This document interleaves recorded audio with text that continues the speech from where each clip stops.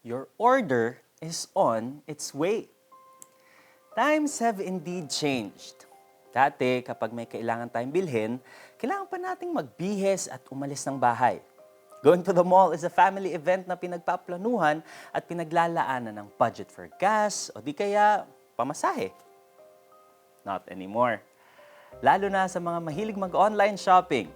Halos lahat na ngayon pwedeng orderin online. Meals, damit, diaper, groceries, gadgets, furniture, appliances. And as years pass, mas naging diverse and efficient na rin ang serbisyo ng mga e-commerce platforms. Shipping for some online shops take only a day. Add to cart at check out mo ngayon, bukas, tumatawag na sa gate ang rider na magde-deliver ng package mo. But whether it takes a day or 2 weeks or more, the words order being processed gives some sense of excitement. Lalo na kapag na-monitor mo, ship na.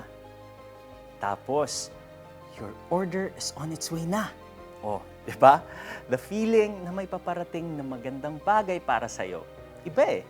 Nakaka-excite. Because it gives you something to look forward to. And we all love that feeling.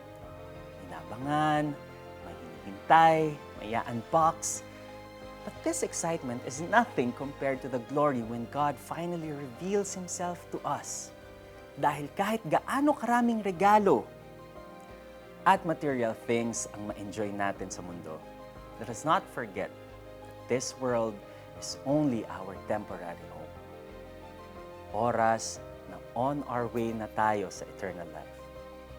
That's when real and everlasting joy happens. Let's pray.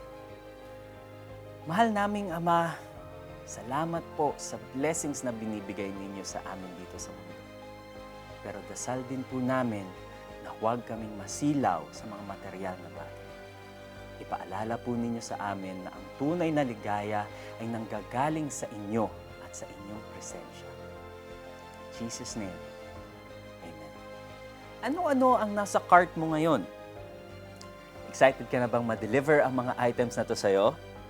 Well, today, why don't you add to cart a box of kindness, a bag of generosity, and a couple of pouches of prayer too?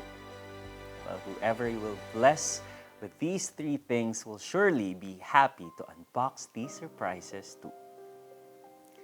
Puspusin nawa kayo ng Diyos na siyang bukal ng pag-asa at nawa ay pagkalooban niya kayo ng kagalakan at kapayapaan sa pamamagitan ng inyong pananampalataya upang mag-umapaw ang inyong pag-asa sa pamamagitan ng kapangyarihan ng Espiritu Santo.